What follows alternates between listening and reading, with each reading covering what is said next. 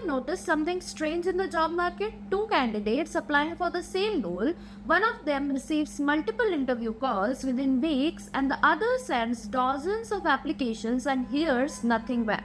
It can feel confusing and sometimes even unfair. Is it just luck? Is it just experience? Or is it something else? Let's find out in this video. Why some candidates get interview calls easily while others struggle. What companies actually mean when they reject someone as overqualified. And most importantly, how candidates should adjust their job search strategy in a slow job market. Because once you understand these hidden dynamics, the entire job search process starts to make much more sense to you. First, we will discuss why some candidates get interview calls easily whilst others don't.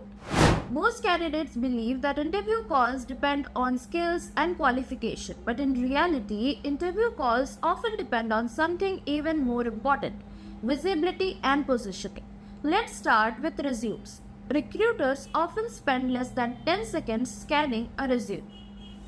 They're not reading every word, they're just looking for signals. These signals include relevant skills, recognizable tools or technologies, clear project outcomes, and alignment with the job description.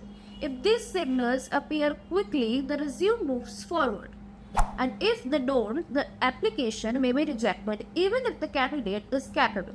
Another factor is application strategy. Some candidates apply randomly to dozens of jobs without tailoring their resumes accordingly. Others carefully adjust their resume to match the role. The second group often receives more interview calls because the profiles are matched by the recruiter's search criteria and they observe it more closely. The second group often receives more interview calls because the profiles match the recruiter's search criteria more closely. When the recruiter receives a reference from someone inside the company, that candidate automatically receives more attention.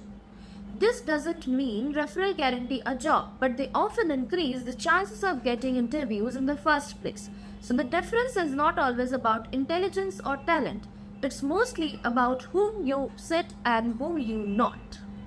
Sometimes it's simply about how effectively a candidate positions themselves in the hiring process. Secondly, we are going to discuss what overqualified rejection means. Receiving an overqualified rejection can feel confusing. After all, having more experience or a stronger skill set should be a good thing, right?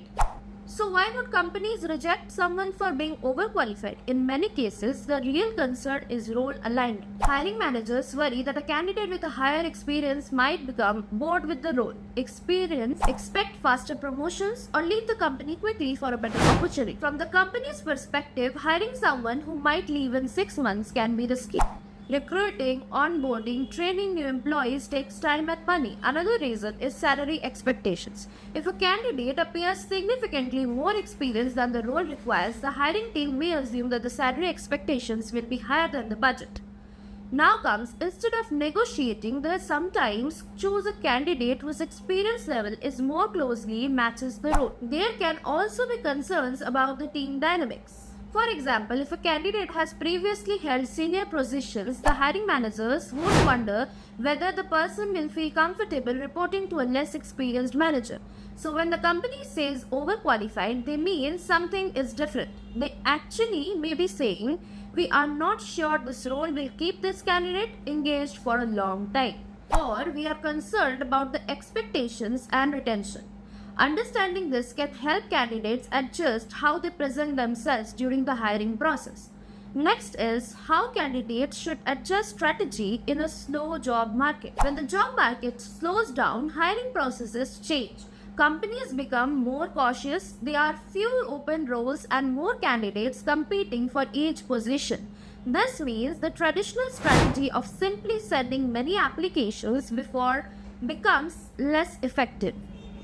This means the traditional strategy of simply sending many applications becomes less effective.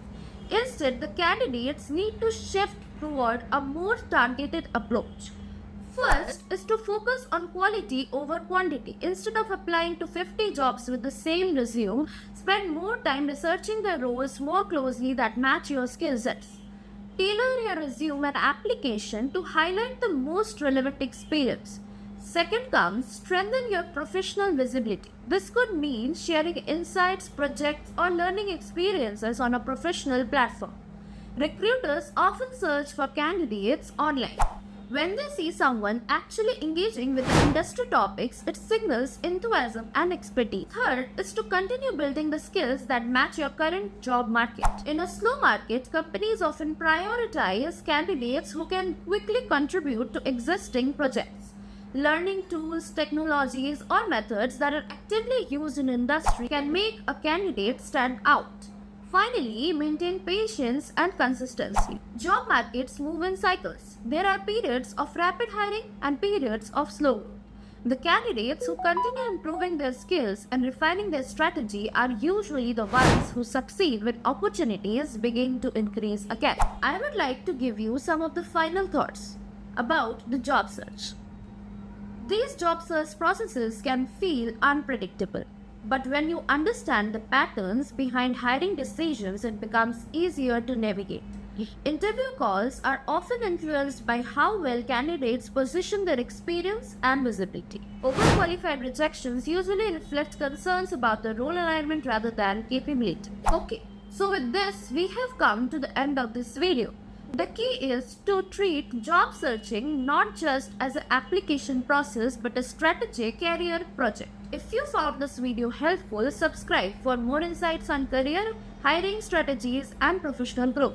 And I would love to hear from you of your job search experience. Comment in the comment section and I will pin the most important comment. What has been the most frustrating part of your job search?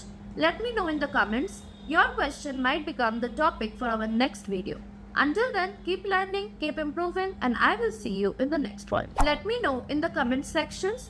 Your question might become the topic for the next video. Until then, keep learning, keep improving, and I will see you in the next one.